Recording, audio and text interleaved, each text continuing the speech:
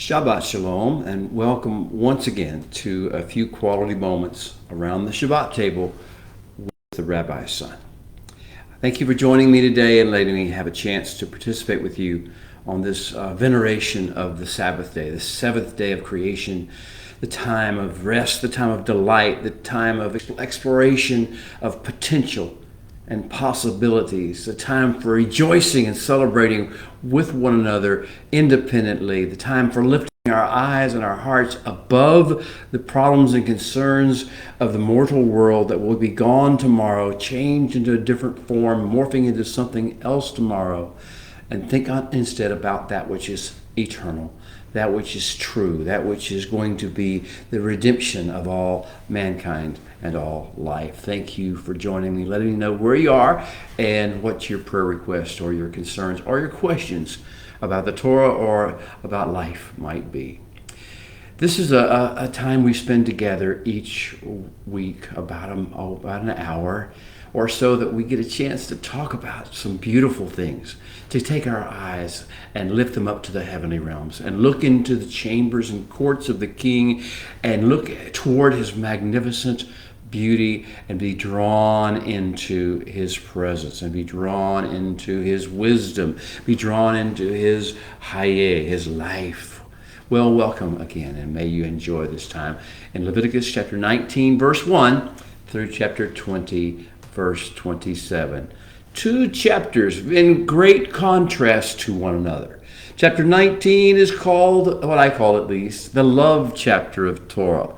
This is where the practical reality of what love looks like, what kingdom of heaven scented love at least looks like, and is supposed to look like, and the impact that kingdom of heaven scented love is supposed to have on the world, and the way it causes the desert to burst into bloom and the frozen tundra to melt and run with fresh water. It causes the lame to walk, and it causes the blind to see. It causes life to break forth, and new possibilities and new hope and joy and shalom and tikva, or hope, expectation of good, and blessings pour forth. This is what the kingdom's wisdom does, and whenever we spend our time on the Sabbath together, we try to tap in to some of these well springs of life that he offers us.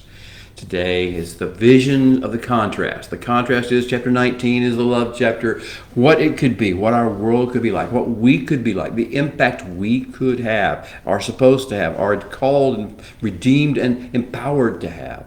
And then chapter 20, the second chapter of Parsha Kedoshim. It's the stark contrast. It tells us about a people and places and a world and a culture and cultures and ethnicities who have not been touched by the kingdom of heaven scented love of the Creator, have not even understood what that might be. They have false ideas, and so they have predictably, without the touch of that kingdom of heaven scented love, beloved, you see it around you every day. Most of the people of the world in this hour, in this day, are living in this contrasted, alternative world, the world where kingdom of heaven scented love seems to be nowhere to be found. And they probably, in light of where they are, wouldn't recognize it if they saw it. And they would rage against it if they saw it. Our job is to understand that we live in that kind of a world, but we are nevertheless not ever to stop our mission, which is to bring that kingdom of heaven scented love in the form of Kedusha, holiness, into the world, into the dark places, into the broken peoples and the broken nations and the broken cultures, the broken families of this world. So we fit this Parsha, these two chapters, into a greater theme. The theme of this entire book of Torah, the third book of Torah, Sefer Vayikra, known in the Western world as the book of Leviticus. We are in the middle of it. And we are in the middle of the middle of it. The middle of it is the Kedusha discourse. It started with chapter 10, verse 8, and it will continue all the way through chapter 24, verse 9. So as you can see, we've turned the corner. We're headed towards the end of the Kedusha discourse, but we're not quite through with the book of Vayikra. theme of this entire book, however, we've been discussing it over the past few weeks. I hope it's ingrained in your heart. It is the call of the bridegroom to his bride. The word Vayikra means, and he called. The idea of this entire book is, what is the substance and the nature of his calling upon his people's life, upon your life, upon my life.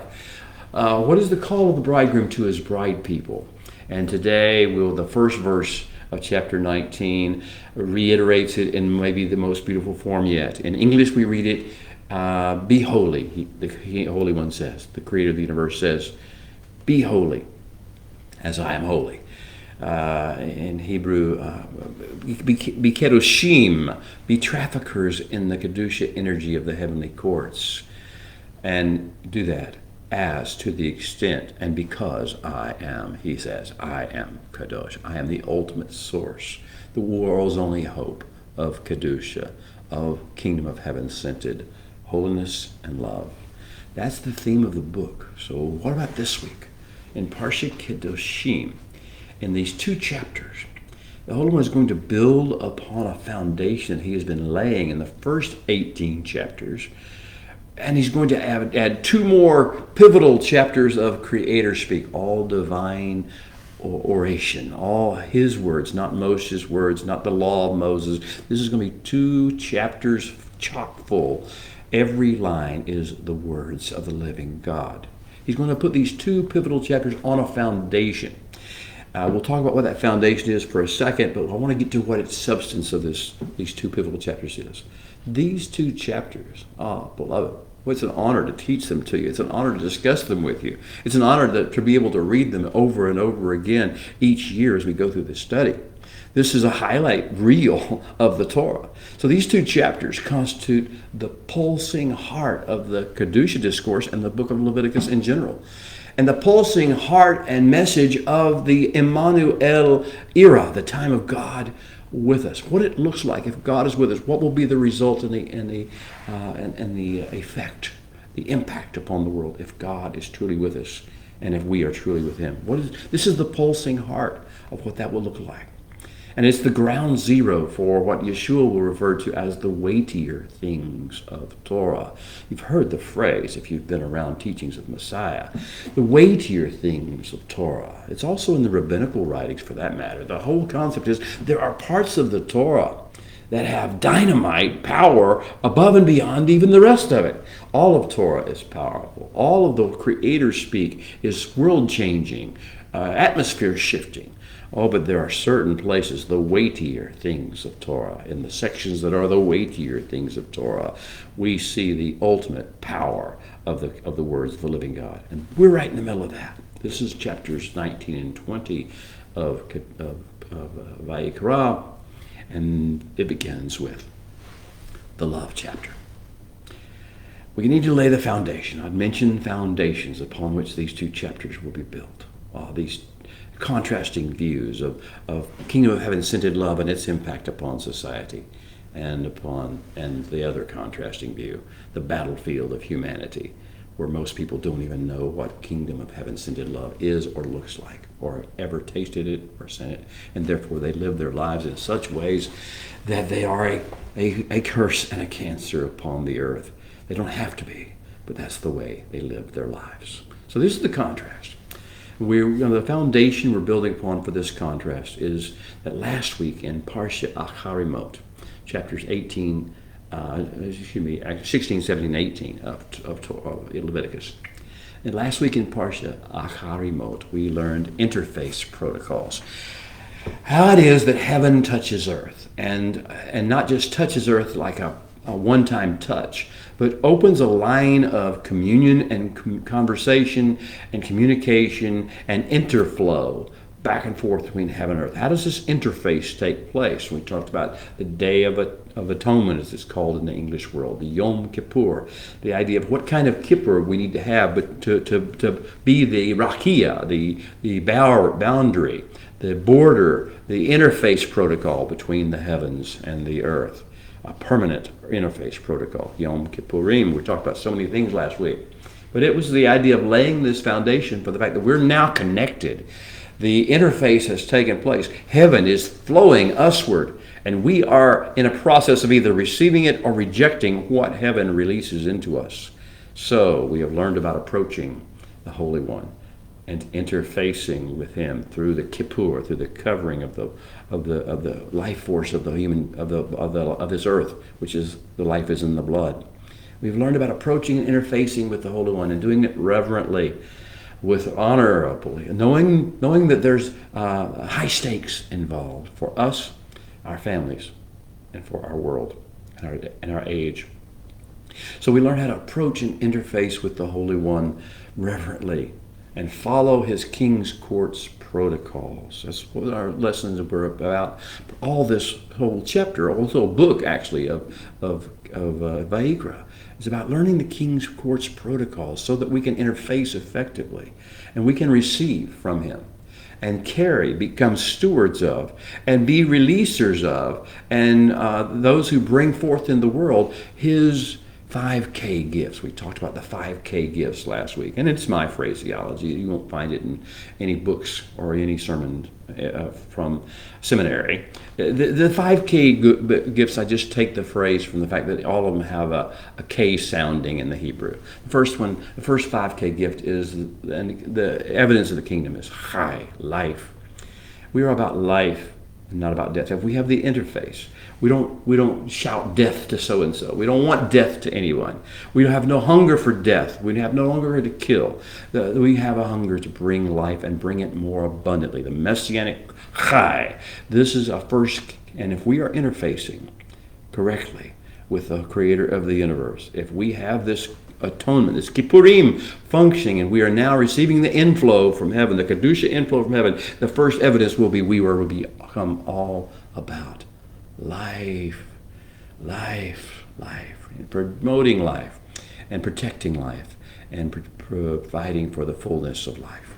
The second of the 5K gifts after Chai is Kavod.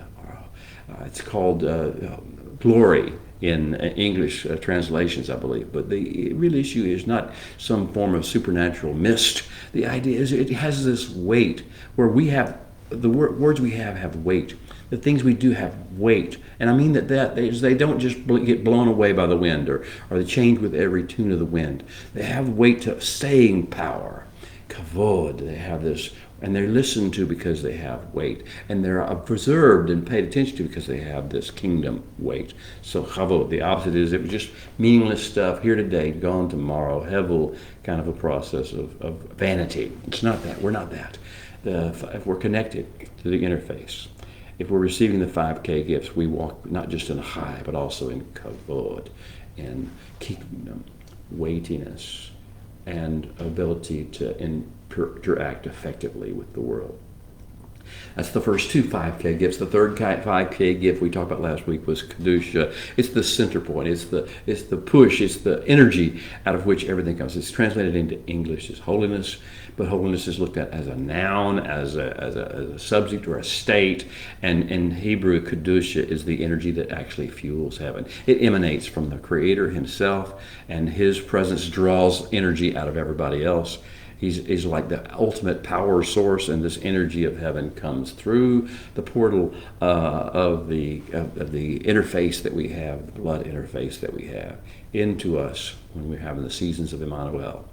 And we begin to flow in his energy, the same energy that fuels the 4 living creatures and the 24 elders and the seraphim and the cherubim. It fuels their songs and fuels the elders' actions and fuels the heavens' operations and the earth's interfaces. The same thing that fuels our lives, and it shows itself in ways that we'll discuss more today in practical ways.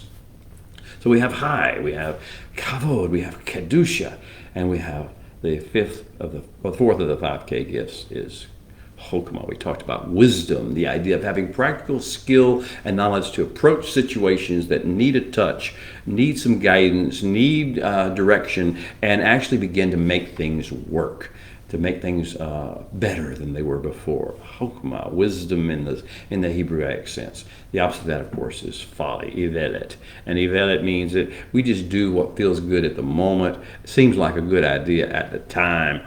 We follow our heart. We do think, but we don't fix anything. And so we get caught up in emotion. We get caught up in opinion. We get caught up in offense, in outrage. That's Ivelet.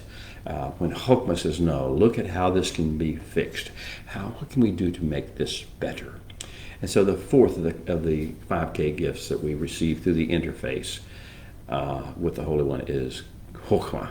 And the fifth we discussed is Kippurim, is the idea of the coverings that cause the interface to be solid and firm and hold and allow the flow back and forth from heaven to earth, on earth, as it is in heaven. May your kingdom come.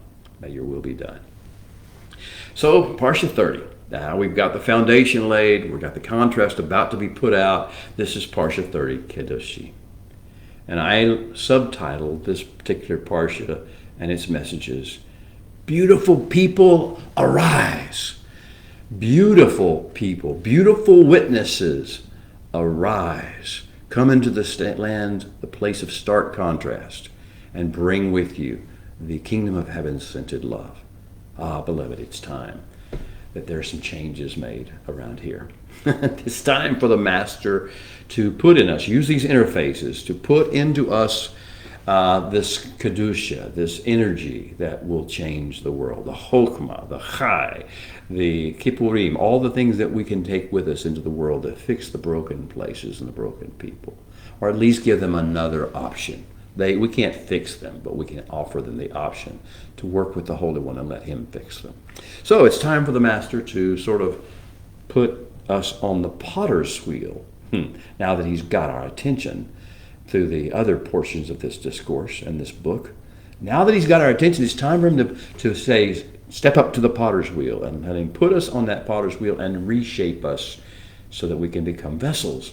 That's what you do on a potter's wheel. You make pots and pans and glasses and decorative. And the idea is we're vessels. Vessels of what? Vessels of Kedusha, vessels of Chokmah, vessels of Chai, vessels of Kavod, vessels of Kippurim, vessels of kingdom of heaven-scented love. And boy, will we find out today what that looks like in real time. So He's going to shape us into vessels of these things, and He's going to make us conduits of atmosphere shifting, kingdom of heaven scented, impact causing love. What we're doing, basically, what He's going to do is tell us how to test the quality of the interface, how connected we really are to His heavenly courts. If we're really connected to His heavenly courts, and the picture I have on my screen as I'm looking at my PowerPoint that I designed is a picture of a plumber putting the glue around connections on a PVC pipe in a plumbing area. The idea, why don't we turn the handle on the faucet after we do all the work that we're doing of connectioning, interfacing the conduit and the PVC pipe. When it all put together and we turn on the handle on the faucet, what's going to come out? If there's water at all that comes out, if anything comes out that shows that we're connected to the heavenly source, the heavenly courts and the kingdom and the Kedusha and the Chokmah and the Chai of that court, if there's anything that shows that, how will it look? What will be the sign by which we will know that that's where the source was? So we're going to talk this week about the litmus test, the diagnostic of finding out how successful our Kedusha interfacing is. And that litmus test is kingdom of heaven scented love. If we have it, if we project it, if we release it, if we stay in it, if we abide in it, then we have true proof, evidence. The litmus test is successful that we have interface. We have that connection and are flowing in it. It's a good interface. It's a good connection. But if we do not flow in kingdom of heaven-scented love, all the knowledge in the world, all the doctrines and the theologies, all the abilities of argumentation or singing or playing or praying or whatever we think we do in the spiritual world, we don't have kingdom of heaven-scented love. If this is the litmus test, this is the sine qua non, the thing without which there is no connection. All there is an imagination of a connection, a hope for a connection, but a kingdom of heaven-scented love in the forms that are going to be laid out in chapter 19, the love chapter. If that's present, then we have a successful interface. Covenantal ahava, love, the kingdom of heaven style scented love. We are called, you see, to be witnesses or a testimonial givers. We are witnesses, living testimonies. We are proof text if our lives carry this covenant, kingdom of heaven scented love. We are witnesses of what can happen when just the right dose of Kedusha, Chokmah, Kavod, Chai, and Kippurim comes in the form of kingdom of heaven scented love and is applied to the broken places in the broken people of this world. How much does the world need kingdom of heaven scented love and the 5 Ks? Beautiful witnesses, beautiful people, arise, it's your day. But who are these beautiful witnesses? And what's so beautiful about them? And what defines beauty in the kingdom sense anyway? Beautiful witnesses, beautiful people, arise. Could you be talking to me? Could I be talking to you? The Holy One says, yes, that's exactly what's happening here. Beautiful one, the beauty in you, arise. Be beautiful witnesses of beautiful things. Let the world see beauty as opposed to all the stark ugliness that is usually being broadcast through its airwaves, into its ears, into its minds. Beautiful witnesses, beautiful people, arise. Vessels of Kedusha, can we become, is that us? What does it look like to be a vessel, a carrier, a conduit of Kedusha, this energy that fuels heaven? How would that look if it touched earth? And how would it look like in conversation? And how would it look like in relationship? And how would it look like in business transactions? And how would it look in dealings with different parts of the culture? The poor, the widow, the foreigner. How would it look like with the stranger, the enemy, the brother, our neighbor? How would it look like in real time? That's what we're going to be talking about in Parsha Kedoshim. Conduits of atmosphere shifting, kingdom of heaven scented love. Really? Is that what we're going to be transformed into? Is that what this whole Sinai experience, this whole redemption from bondage, this whole covenant calling of Abraham is all about? Becoming conduits of atmosphere shifting, kingdom of heaven scented love? I want to sign up, but the dangers, the risks, the stakes are high. And once we figure out what kingdom of heaven scented love is, and what it looks like, and what it consists of, and what it's for, how and where and when do we most effectively apply that love? That's the questions. So let's talk about love. The world has this strange idea that love is a matter of affection or attraction. That's the flesh. There is no way in which we're dealing with attraction or affection when we're dealing with kingdom of heaven scented love. It does not depend upon. It is totally irrespective of either attraction or affection. Wow, shock. So what on earth is kingdom of heaven scented love then? It is the kind of love the Holy One feels for humanity. It is the love that seeks well-being no matter whether we are good people, bad people, on track, off track, no matter where we are. It is that sense of goodwill toward men, peace on earth, goodwill toward men. Kingdom of heaven scented love is to say, I want the best for you. I want the best for the greater good, and I want the best for you for generations to come. And I am committed to do whatever it takes to cause that to happen generation after generation after generation. You may not like the kind of love that I show you, because it's for generations to come as well. It's not just about your pleasure. It's never going to be about strictly your pleasure or your feeling of self-fulfillment. It is always about the ecosystem and about the species of mankind as a whole. And you fit into that, and you are cared about. But when you break through the bondage to the dark side, and you go to the other side of the contrasting vision, and you choose to live a life separate from kingdom of heaven scented love, either a religious life without that love, or a secular life and a physical life without that love, then there must be consequences to that for the sake of mankind. So, we're getting an idea of what kingdom of heaven-scented love, ahava, is. Where does it come from? We can't generate it ourselves. We can't grunt and strain and grimace and try to force it to happen. There's only one way to get covenant love, kingdom of heaven-scented love. We have to connect with, have a good interface with the Creator. We must be courtiers in His courts. We must absorb it by being in His presence. We must receive it from His throne. We must receive it through His words. We must receive it through the light of His countenance. We must be in that place of connection and communication with Him, or we will never even understand what kingdom of heaven-scented love is or why we're interested in it. We'll just get all theological, theoretical, and angry and offended about life. It's selfish. But kingdom of heaven-scented love, ahava, comes from being in the presence of the Holy One.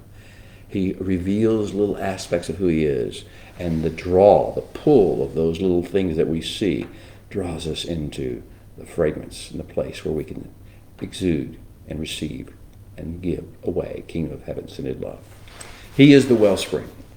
He is the source. There is no other. There is no book we can read to learn how to love in the kingdom way. There is no sermon we can listen to that will tell us how to love in the kingdom of heaven way. We must be in His presence, at His feet, drawing His energy into us through the portal of the conduit, through the portal of the interface.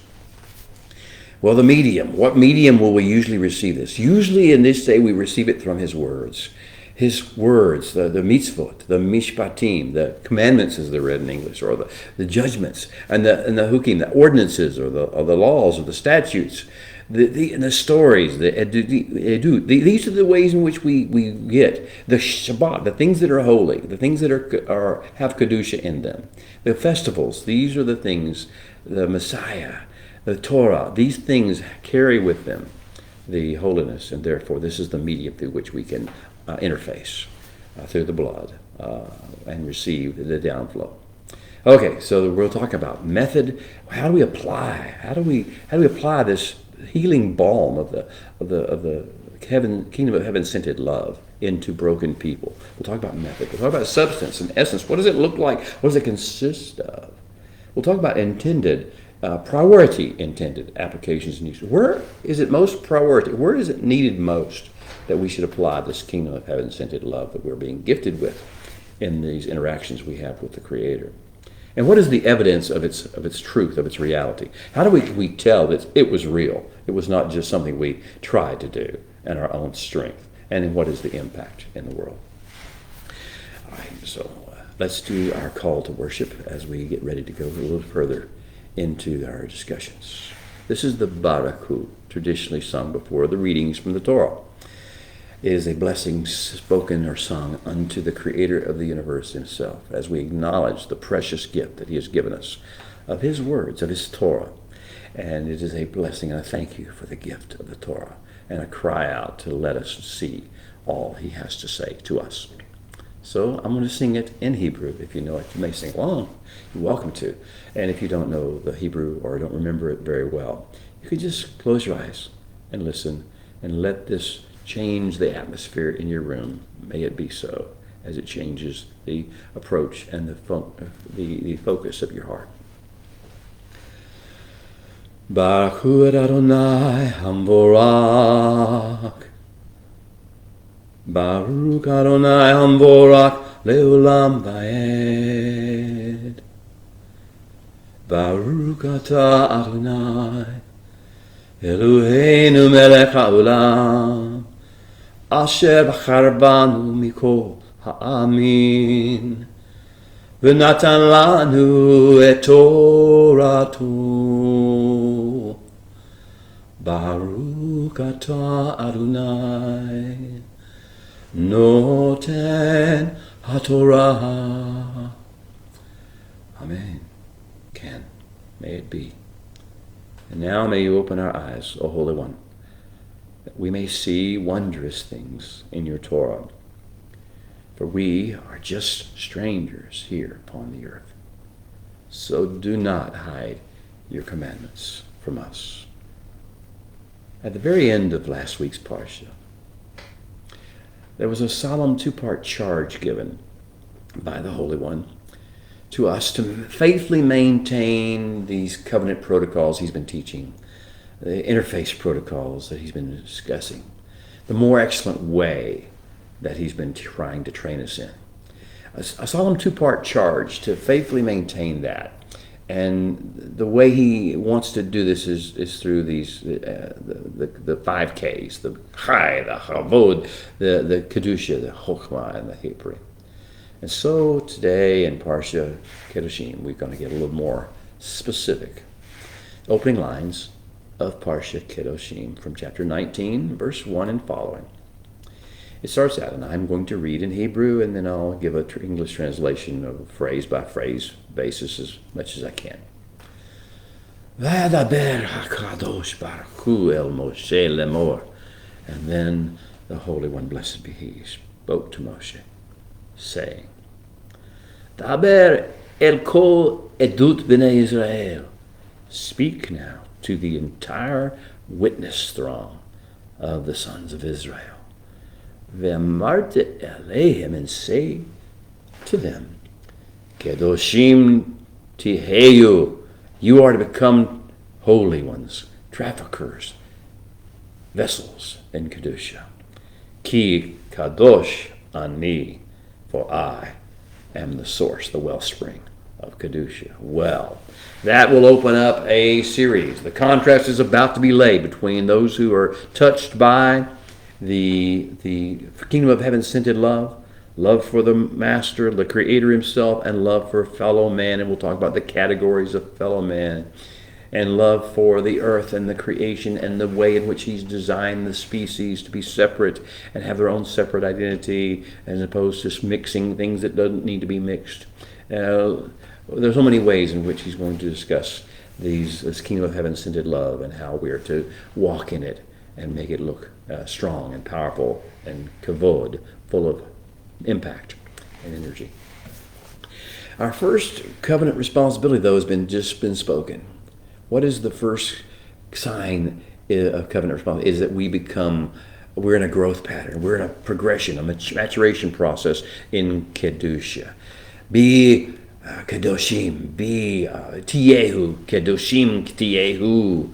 Be this, become this, grow into this, become vessels of Kedusha. That's our first covenant responsibility once we have interfaced effectively with the Holy One.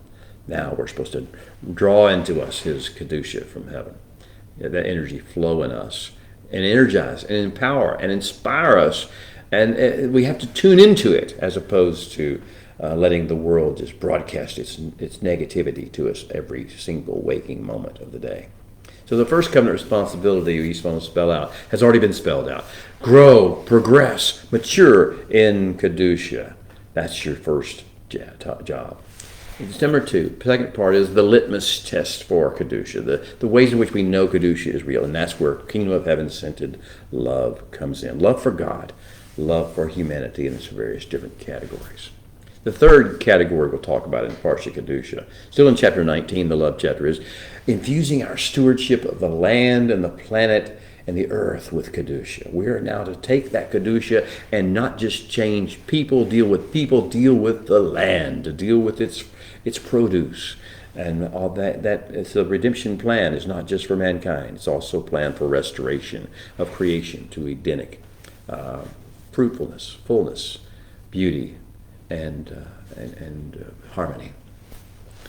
And the fourth, we're going to get a real specific. And he says one of the places where we're going to find out whether the rubber has met the road and whether you're really interfacing and drawing down Kedusha and walking in Kingdom of Heaven scented love is how you handle your sexual appetite, desire, how you handle your attraction to other human beings, how you handle your lust, how you handle your natural hormonal inflow that causes you to desire to go through the reproductive processes. How do you handle that? This is the strongest of the hormonal urges that men have. So the Holy One will say this is a key factor in determining and being a measure as to how much Kedusha you have and whether you have a good connection and interface with him. Because if you do, then you will follow his instructions for this thing that he's given of sexual appetite and desire, the purposes and the situations and the circumstances under which you'll allow that to operate and function. The fifth part of the Parsha is how we are to view our connection with him and the Kedusha influx as a power source to build a counterculture to the world's occult culture. The world is all focused on occult. Occult means knowledge from a source outside of the holy ones. You can think about specific aspects or applications of the occult, but occult means we want to get knowledge, we want to get insight, we want to get power, we want to get things to manipulate others by virtue of something besides our connection with the creator of the universe. We want to seek it from an outside source, an occult source. So Kedusha is given to us to build a counterculture which is counter to the occult and to this idea. And instead of giving this false information, false knowledge, false feeling of power and manipulation, false enmity toward other people, we get the counterculture. The counterculture is the true chokhmah, the true wisdom, the true ability to impact other people in the ways in which the Creator designed us to, our counterculture. The sixth part, the sixth subdivision of our Parsha Kedoshim is to how we infuse Kedusha into matters of our personal appearance and presentation. We should not do things the same way. We should be markedly different in our appearance from the rest of the world. There are areas in this he's going to talk about. He's going to talk about your dress. First thing he says is, okay, we're not going to mix things. We're not going to mix wool and linen. When you put garments on, make sure your garments aren't wool and linen.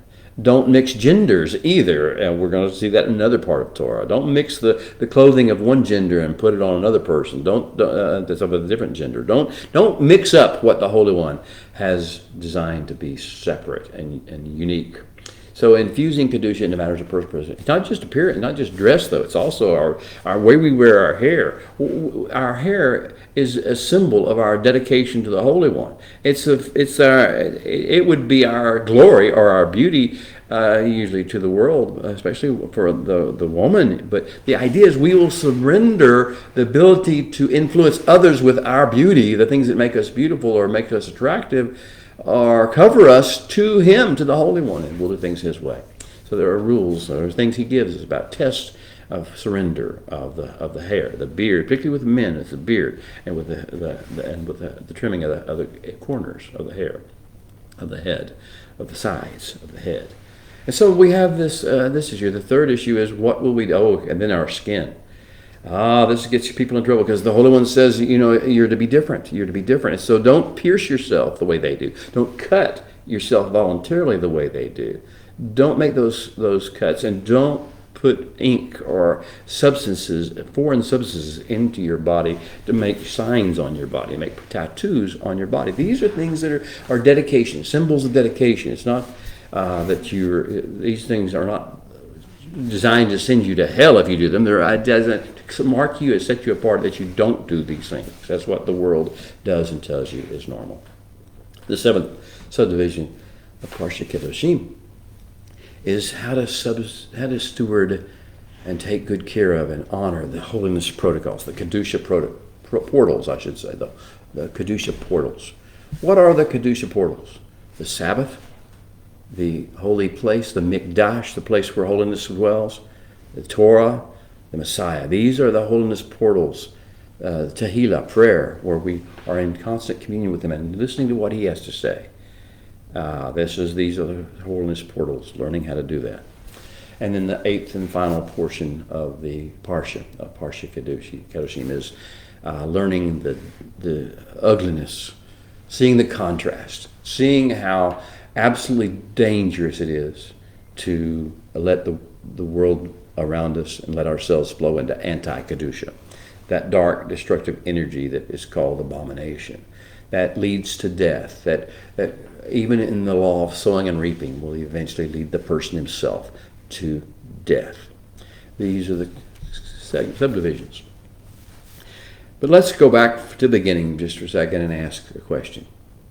To whom are these things said?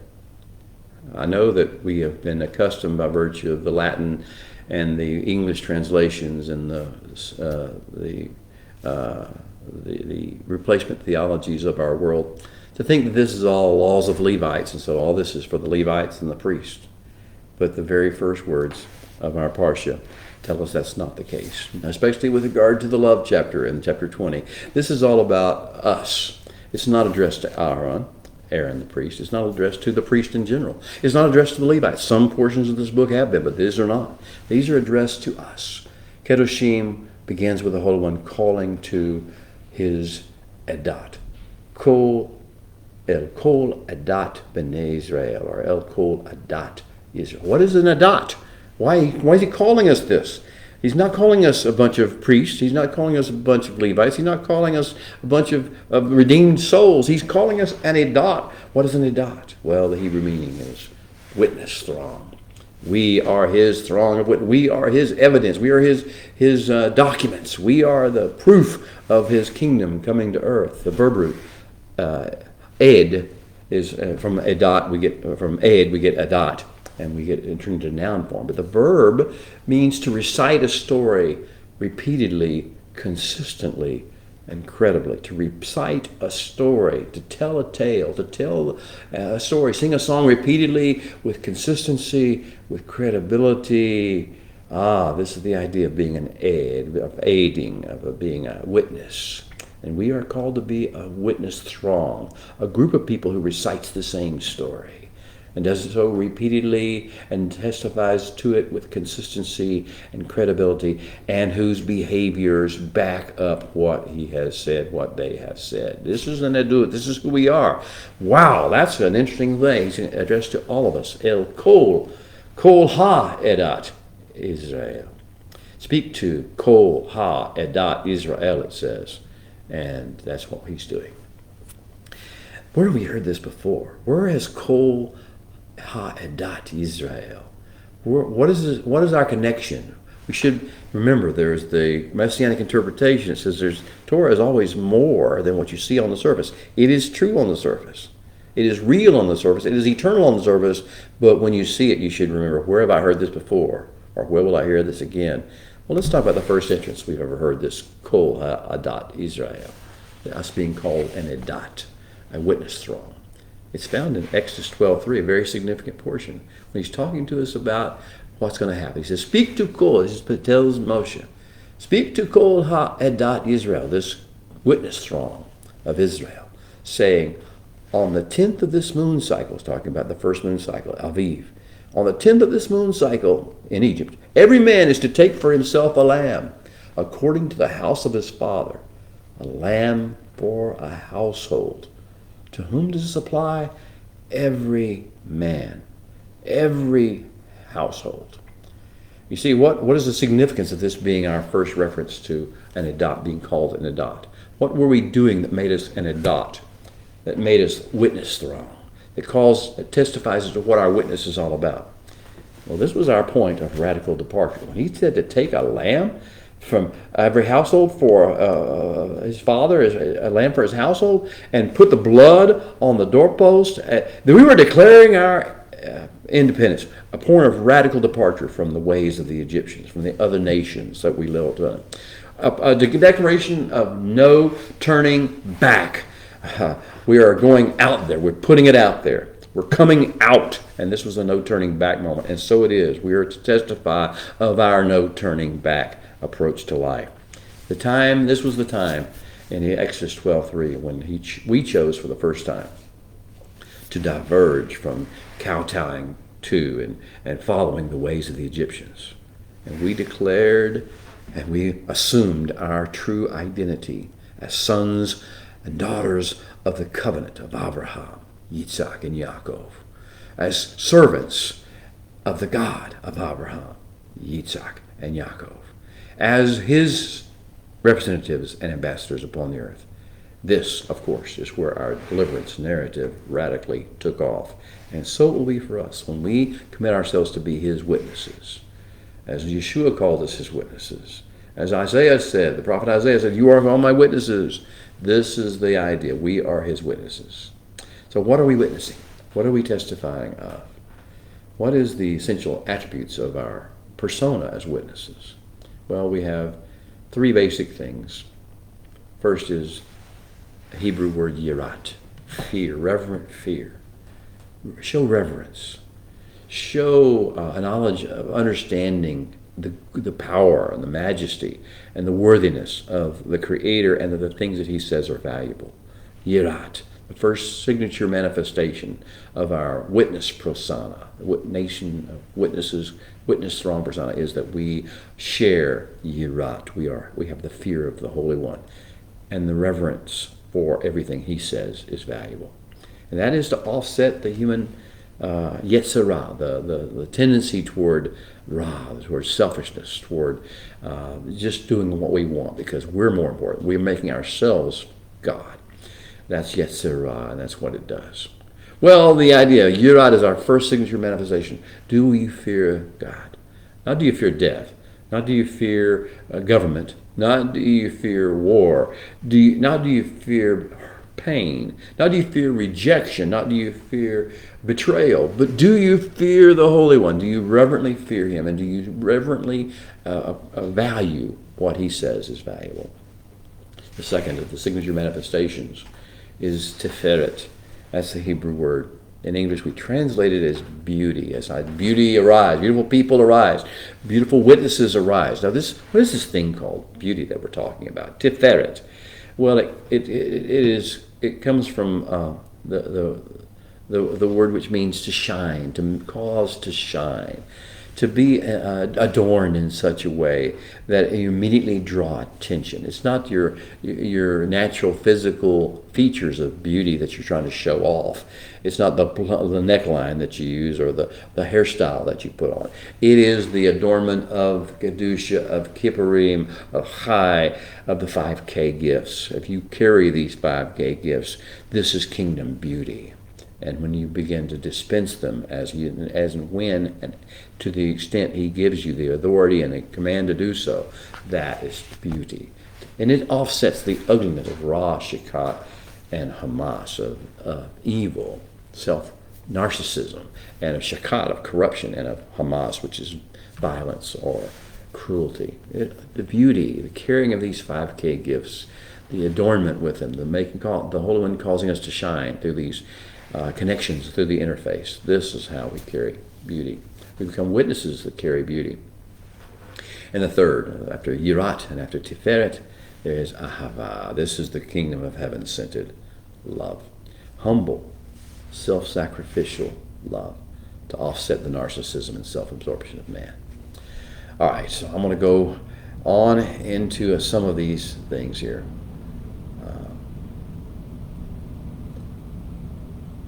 Let's start with the beginning of how he introduces kingdom of heaven-centered love.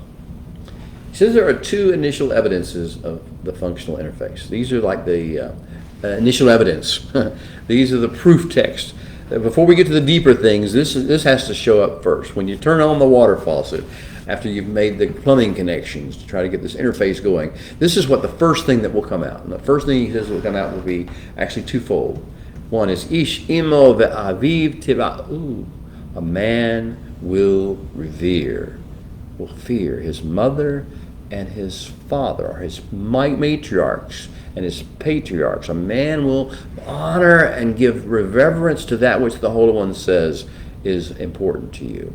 That the reverence for father and mother, actually says mother and father, the reverence for matriarch and patriarch. You will honor the impact in our lives of Sarah, Imanu, Sarah our mother, and of Rivka our mother, and of Rachel and Leah our mother, and of Avram our father, and of Yitzhak our father and our patriarch, and Yaakov our patriarch, and Yosef our example. Will we revere these? Will we honor our natural, our biological mother and father? And again, it's not based upon attraction.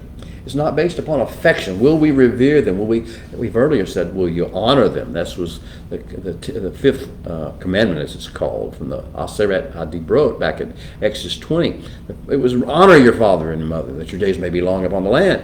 But beyond honor is Yareh, when we are connected through the interface to the heavenly courts. More comes forth. A powerful reverence comes forth from mother and father, from matriarchs and patriarchs, all the way back to Sarah and Abraham. Well, so that's step one. Initial evidence is one. Are you doing with regard to your own mother and father? Not about whether they deserve something or not. This is because the Holy One says to do it. Are we surrendered to the Holy One? Or are we surrendered to our feelings and our judgments, our pseudo-intellectual judgments about we would have done it better, or they should have done it better, or they did it badly. We want to judge them. We're offended by them. We're hurt by them. Yes, those may be true. But the kingdom of heaven says, overcome it. Overcome it and move on. And now honor and revere your father and your mother and your matriarchs and your patriarchs. That was the first of the two initial evidence. It comes out and you'll see, oh wow, the way they love their fathers and their mothers, the way they love their mothers and their fathers, the way they love and talk about their patriarchs and their matriarchs, the way they bless each other in their patriarchs and matriarchs' names. Wow, how awesome that should be. That should have an impact upon the world. What's the other initial evidence? Ve'et Shabbatai Tishmoru. Ve'et Shabbatai Tishmoru. Hebrew words, Hebrew phrase. Second part of that verse in chapter 3 says, and my Sabbaths you are to cherish. You will cherish and treasure and diligently guard. Keep watch over. Whoa! So step one is how we handle and deal with mother and father and matriarch and patriarch. And step two of the initial evidence is how we deal with his Sabbaths. Oh, you begin to see it. The Sabbath becomes so important, so critically, so mentioned so many times over and over again. Discussed with Messiah in so many places and watched over by Messiah in so many ways. He is the Lord of the Sabbath. Why? Because he knows that how important the Sabbath is, the testimony it gives to the world, the infusion of kingdom of heaven scented love for the Creator that it shows, and a fellow man that it shows as well, if you know how to apply the Super Shabbat instructions. And then he follows by saying, Ani Adonai Elohechem, for I am the Holy One. I am Hakadosh Baruch Hu, the Holy One. Blessed be his name, your God. Those two initial evidence show, they're the first evidence that we are, in fact, his people, and he is our God. And we are in good interface, in good connection with the Holy One. Well, beyond that, we're going to see the next thing he's going to say is that we're going to have different groups of people that we deal with. And those groups of people, how we deal with those groups of people will tell the world whether or not we are operating in Kingdom of Heaven scented love. There's actually 14 priority targets that are identified in Parsha Kedoshim. I'm going to list these 14, and we'll be through for the day. You'll have a chance to go and discuss this with your friends online or in person, and I pray you'll have a wonderful Shabbat gathering to discuss the application of these 14 priority targets and tests. What are the 14 priority targets that we're supposed to apply this Kingdom of Heaven scented love, this Kedusha, the 5 Ks to? The first one is the Holy One himself. He is the Creator. He is our life giver. He is our first allegiance. We're to have our first allegiance to him. So many of these things that you'll see in chapter 19, you say, why is that like love? Because it's love for the Holy One. Love and respect and honor for his ways. And love and honor and respect for his instructions as to what to do. So these things are all acts of love, even though you may have think about it in your ways. The Holy One is the first priority target of Kingdom of Heaven scented love. And the second one is our patriarchs and matriarchs. We've already talked about that. Avram, Sarai, and our mother and our father. This is the home base, the most difficult perhaps relationships in the world. And these are the priority targets of Kingdom of Heaven scented love. If you have a good interface and you're receiving and flowing in Kingdom of Heaven scented love, then your relationship with your mother and father, patriarch and matriarchs, will be coming into alignment. The third group or label of people that we may deal with and apply Kingdom of Heaven scented love to, the third priority target is our brother.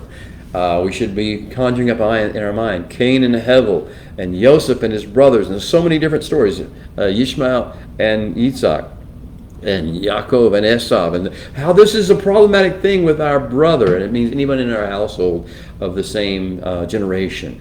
And then the next thing is, the fourth of the priority targets is our neighbor. We go beyond how we deal with our brother, patriarch, mother, father, brother, now neighbor. And we are called, we went to our neighbor in Egypt. So the places where we live, the people who live around us, the people who share the field with us and the market with us and the streets with us.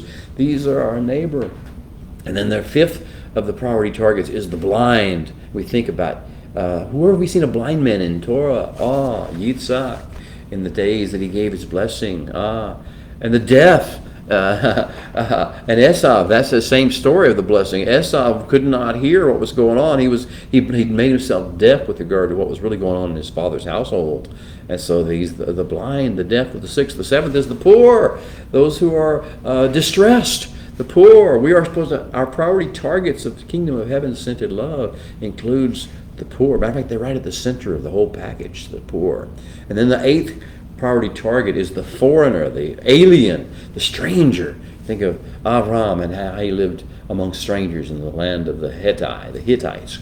And Israel, when it lived in Egypt, the Holy One actually reminds us, you were strangers in Egypt. We were strangers in Egypt. Yes, we should learn from the lesson of how it feels to be a stranger, a foreigner, and apply kingdom of heaven scented love to the foreigners who come in our midst. The ninth priority target is the children of our own people, our kinsmen. No grudge holding. We're just supposed to apply a Yosef approach to life, to our kinsmen, as opposed to the approach of his brothers. Okay, so number 10, after the children of our people, kinsmen, is the maidens within our community. That's somebody else's daughter. That's somebody else's future wife. That's somebody else's sister. Behave toward these women, toward these girls. Consider them to be an important part of your community, not someone you use or take advantage of. Think about Tamar and how Yaakov failed in regard to the relationship with Tamar, the maidens. Elderly, the 11th category, priority target category, is how we deal with the elderly. The Holy One will tell us, stand in the presence of the elderly. So understand that they carry something that you need to honor and revere. I revere the elderly, those who I've kept alive for year after year after year. For purposes, he honor that and stand before when the elderly come before you. The 12th category is rich, important people. The idea here is not that we should do special honor to them. The idea is to understand they're people too. They're not evil because they have money or because they have influence. They may be doing evil, but they're not evil. The issue is their creation of the Holy One as well. We're to respect them equally with the poor, or with the elderly, with others. They are just people, and we consider that process. Number 13 of 14. The 13th priority target is those who work for a living, the day laborers. We're to always make sure they get paid. We're not to defraud someone who's working for a living, who has to work from paycheck to paycheck or day to day to get their income and get their food. And the 14th, the final of the categories, is the people we meet and deal with in the marketplace, the buyers and the sellers of this world that interact with us and do business transactions with us. And think about the brothers who bought grain from Joseph, but think about anybody you have a contract or a business relationship with that you use as a customer or that you buy things from. Don't you want honesty? Don't you want kingdom of heaven scented love to flow? Don't you want Kedoshim, holiness, to be flowing in those relationships? Well, my time with you has come to an end. Our time around the Shabbat table with the Rabbi's son is drawing to a close. I want to bless you in kingdom of heaven scented love. I want to bless you as being a beautiful person, a beautiful witness for the kingdom that's getting called to arise. Check all of your interface connections and make sure what's coming out of you, what's coming out of the pipe that the connection is forged, is the very essence of the kingdom.